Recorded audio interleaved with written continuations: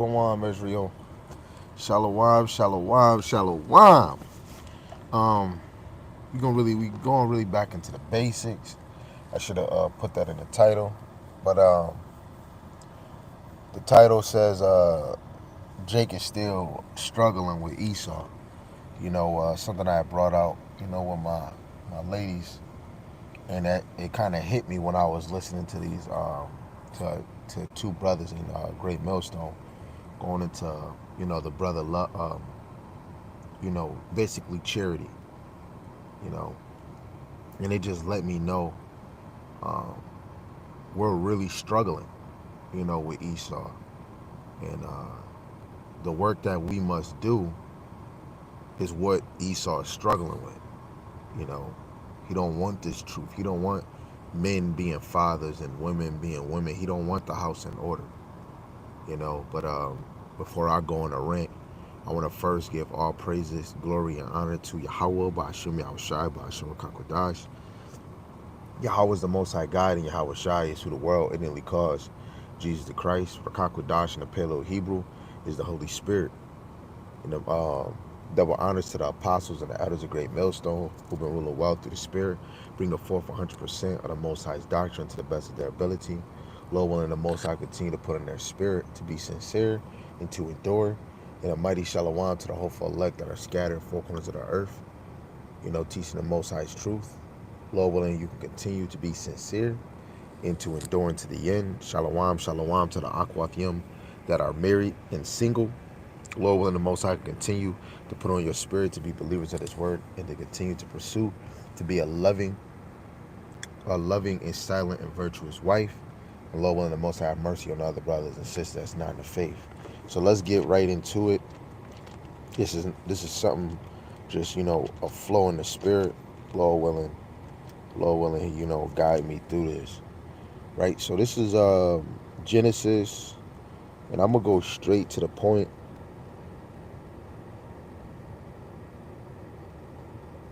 Okay. Yeah, I'm gonna go straight to the point, and I'm gonna read this verse. I'm gonna read this verse in the KJV and in the NLT. Um, Lord willing, this phone right here can make it. Right. So Genesis chapter 25, verse 22, in the KJV, starting at 21, it says Isaac entreated. Basically, he was crying out, praying to the Lord, Yahweh, for his wife because she was barren. And Yahweh was entreated of him, and Rebekah, his wife, conceived. And the children struggled together within her. And she said, if it be so, why am I thus? And she went to inquire of the Lord. And Yahweh said unto her, two nations are in thy womb, and two manner of people shall be separated from thy bowels. And the one people shall be stronger than the other people, and the elder shall serve the younger. Right? We were Jacob's descendants, you know, are supposed to be separate from Esau. In the verse that we read, verse 22, the children struggle together. You know, if we're with Esau, Esau with us, we're gonna struggle with each other. You know, and I'm in all spectrum. Jake is gonna struggle with Esau in all spectrum, but really talking about when we looked at what we read in verse 21, Isaac and his wife is entreating. They're asking the Lord. They're talking to the Lord. Rebecca was requiring the Lord for a message, so she went to the prophet. So they believed and trusted in the Lord. So when we really look at Jacob, the descendants following the Lord, serving the Lord, trusting the Lord, they're going to struggle with Esau. Not you other Jakes. You niggas, Esau got you. Esau got you in his handbag, you know. But for the elect, we're going to struggle because the way of life that we're trying to live for Yahweh Shema Shai is going to cause friction in Esau's kingdom, you know. We're making this place go upside down, you know. And Esau is making our shit a living hell because we're in his system. People say, "Oh, just go." This is punishment. I can't just go, and even if I do go, I'm still in their system. The Lord gave the world and put it in their hands, right? So let me just read that again in the NLT. Genesis 25:21 to 23. It says, Isaac plead with Yahweh on behalf of his wife because she was unable to have children. Yahweh answered Isaac's prayer, and Rebekah became pregnant with twins. Right? It was predestined. She couldn't even have kids, you know? And what he did, instead of calling a doctor or astrologer or whatever, he called on Yahweh Shem Shai because he can make it happen. Won't he do it? Yes, he will. Instead of giving her one, he gave them children. And they were twins. They wasn't the identical twins. They are the twins that might come at the same time or another minute. I forgot the name. My wife said it. You can put it in the comment. But how the cycle happened, the sperm separated from each other and went the direction that they had to go. But that was all the Lord. This woman couldn't have kids, just like Hannah. She couldn't have kids at that moment. And what she did, she prayed to the Lord, fasted towards the Lord. We need to get back on calling to the Lord because we're struggling with Esau, right? Verse 22, but the two children struggled with each other in her womb. So she went to ask Yahweh about it. Why is this happening to me? She asked. And she really, when she inquired the Lord, she went to a prophet. 1 Samuel 9:9. It says, and Yahweh told her, the prophet was breaking this down to her. Yahweh told her, the sons, and the proof is when you go to Amos 3:7, the Lord would do nothing but he reveal his secrets to the prophets. And then let me go to this one, which is Psalms chapter 25, verse 14. The secret of Yahweh is with them that fear him, and he will show them his covenant. So now, if you really understand the scriptures, this is only for the lexic. She went to a prophet, you know. She went to a prophet that understand, especially dreams, visions, things that's going on, and that was broken down to her, you know. Her and Isaac went to a prophet, right? It says, why is this happening to me? She asked, and Yahweh told her, the sons in your womb will become two nations. From the very beginning, the two nations will be rivals. One nation will be stronger than the other, and your older son will serve your younger son.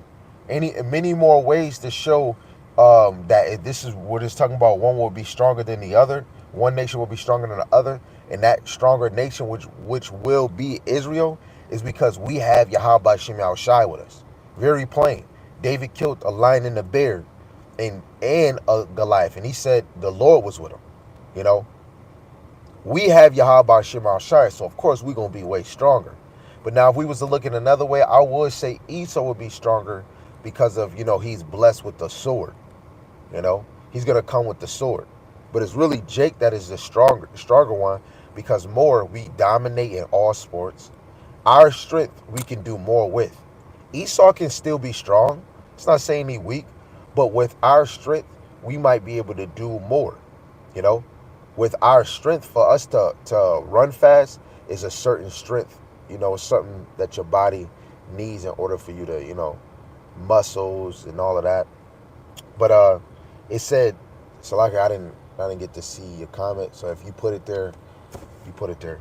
But it says, for the very beginning, the two nations will be rivals, right? In the very beginning of time, we were rivals. That's why Cain and Abel, Cain killed his brother, because that's the spirit of Jake against Jake, and that's the spirit of Esau against Jake. Because Esau is a nigga. He's just a leaper nigga. Leaper nigga. That's what Esau is.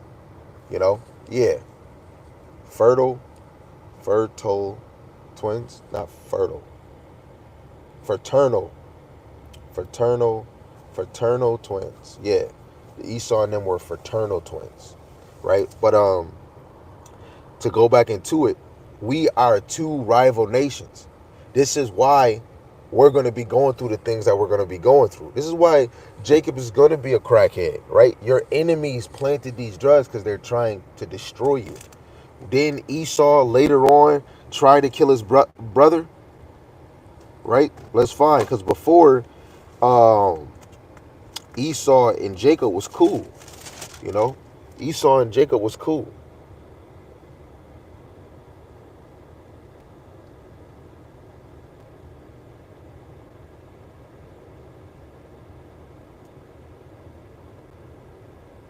Um, which one was it?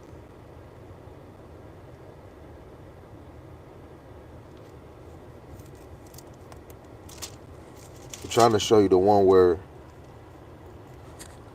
Hold on, I'm gonna find it.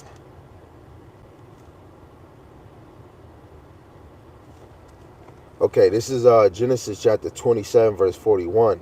It says, "And Esau hated Jacob because of the blessing wherewith his father blessed him. And Esau said in his heart, in his mind, the days of mourning for my father are at hand. Then will I slay my brother Jacob." Right? That spirit is always on Esau to be at us. You know, it's always going to be on Esau and his descendants to be against us. That's why when this new world, this new system that they're going to use as a miracle, as a certain power, they're going to use this uh, um, to really break down Israel, right? Because I know we might think we might think the world is all together in one. The elites know who they are. You know, we're the ones that have to come back knowing who we are. You know, the elite wouldn't be the elite if they did not know what the hell was going on. And with Esau, especially in the Greek captivity, they gave off the rulership from descendant to descendant. So you best believe they'll give the instructions, their plan, their thoughts. Hey, this is what we did. This is what your father did. This is what he did. They keep those records and they read those records because that's the order. You know, Esau move in order in the higher ups. They're moving in order. And they've been given orders since they established this on who to keep low. We're an enemy outside of all these other nations because all nations is under Esau. We are the main enemies towards them, man. That's why Esau hate us. And I'm going to real classic scriptures, right? This is Psalms 83, which is very plain. I'm gonna start at verse 6 because it makes it smoother when you know the people that's at the table. So, Psalms chapter 83, verse 6, it said, "The tabernacles of Edom and the Ishmaelites of Moab and the Hagarenes, Gabal and Ammon and Amalek, the Philistines, with the habitants of Tyre." So you got African booty scratchers, you got Edomites, you got Ishmael, Chinese and Japanese, but Esau is the first one, you know, because this been uh what we read in the scriptures in Psalms. This was in the beginning. In the beginning, we were rivals. What did it say? Psalms 23. Genesis 25 verse 23. Salaki, and Yahweh told her, the sons in your womb will become two nations. From the very beginning, the two nations will be rivals. So in the beginning of all of this, we were rivals, and then if we're still on the earth, you don't think that we're not gonna be? So that means our rival been all the way since back. And you know, in football and all that, they love the college rival games because they're more worth watching, more entertaining. NFL rivals, NBA rivals, boxing rivals. You know, they like that. You know, and Esau and Jacob is the biggest rival on the earth. We're the main characters of this. I mean, Jacob and his descendants is the first main character, and then Esau, right? But I'm gonna read this Psalms 83 in the NLT too, right? We read it. I read it so many times, but let's get it. Let's get it another angle. This is Psalms 83 verse 2 in the NLT. "Don't you hear the uproar of your enemies? Don't you see that your arrogant enemies are rising up? They devise crafty schemes against your people. They conspire against your precious ones." Right? Who are the precious ones on this side? The elect. You know, The 2/3 is already swallowed. Have you ever been swallowed? The 2/3 are already swallowed up. They're already swallowed. They're already counted for. You know, that's why through the spirit, how I look at those immigrants, those new people coming, and then the Ukrainian people. Some of them could be Jake, and they're coming all the way over here to either be saved, as in the elect, and some of them is coming, or a whole lot of them is coming over here to be destroyed, to be part of that 2/3. Or it could be some of them wicked nations that they did something in a past life towards us, or whatever the hell it is, and the Lord is taking them from their country and bringing them to a place that's going to be destroyed because they did so fucked up that instead of them being the first crop to slavery, the Lord is going to destroy them and kill them on this side. That's very fire. I ain't gonna lie to you. That's fire. So they're making schemes. They conspired against your precious ones, which is the elect, right? Not all Israel, the elect.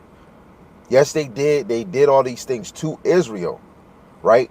But more case in a spirit, like when you look at Stephen, where they was trying to stop him from speaking in the name of Yahushua. They did it to Peter. They do it to Paul.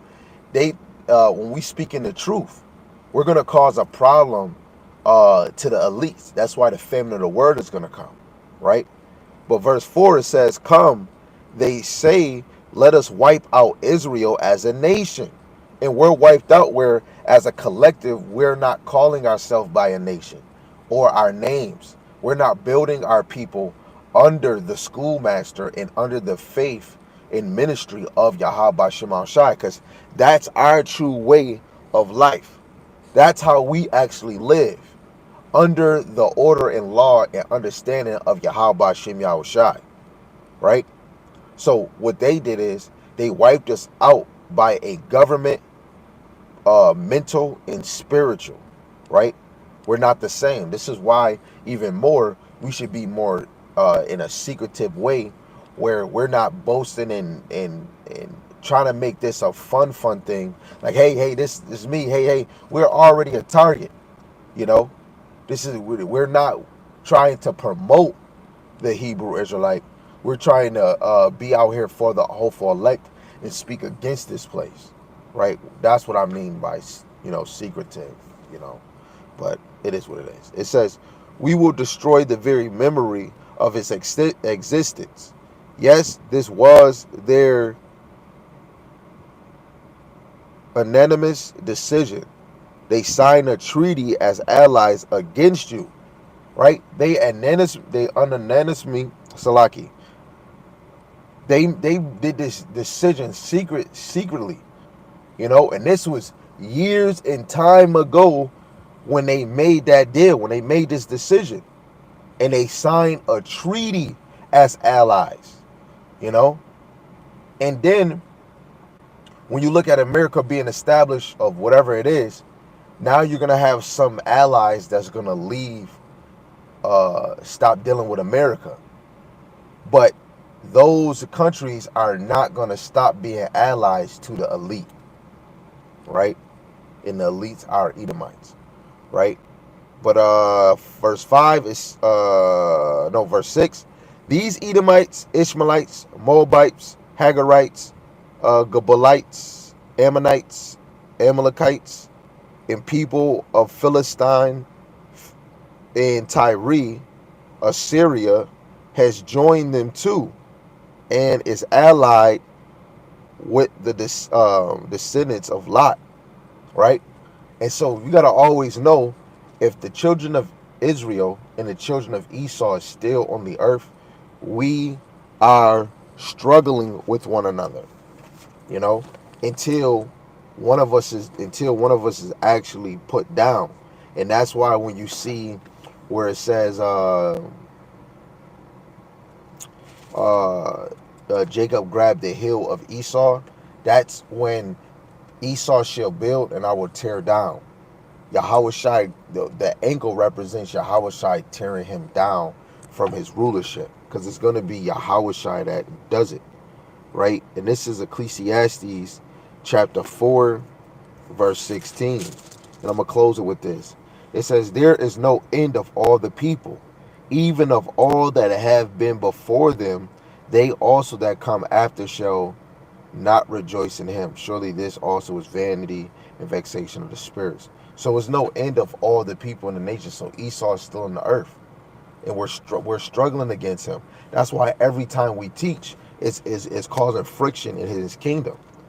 I said I had one more. I mean, I got a lot of other scriptures we can go to, but because I'm at work, it's just so much I can't do. But this is Sirach chapter 30,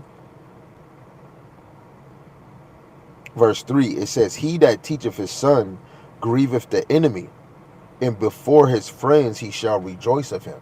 Esau is the main enemy right now. So the more we teach our children, the more our children become a problem for Esau.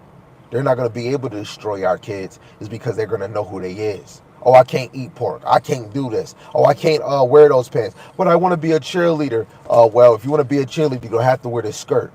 Well, I'm not doing it then. Because my father, the Lord don't accept that. That's just how it is.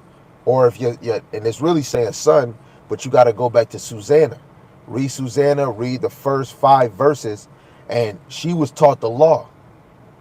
And these men was trying to get some of that coochie.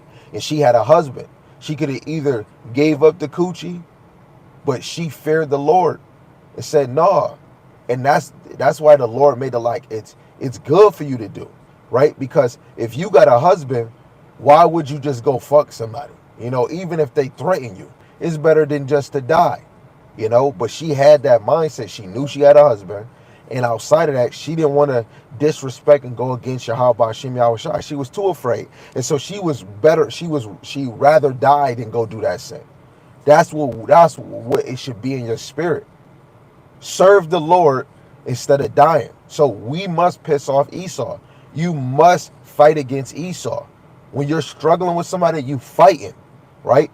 And so I gotta get this. So they're gonna have to wait just a second. I got to get this, right? This is 2 Timothy chapter 2, verse 3, especially for the men. It says, thou therefore endure hardness as a good soldier of Hamashiach Yahushai. No man that in warfare entangle himself with the affairs of this life, that he may please him who have chosen him to be a soldier. The Lord chose you to be a soldier, right? So Jacob, our forefather, he was the first wrestler on the earth. So if he fought an angel, we fighting a human angel, which is Esau. And sidebar, and anybody get offended, Salaki, but fuck that nigga, man. We gotta overcome Esau, man.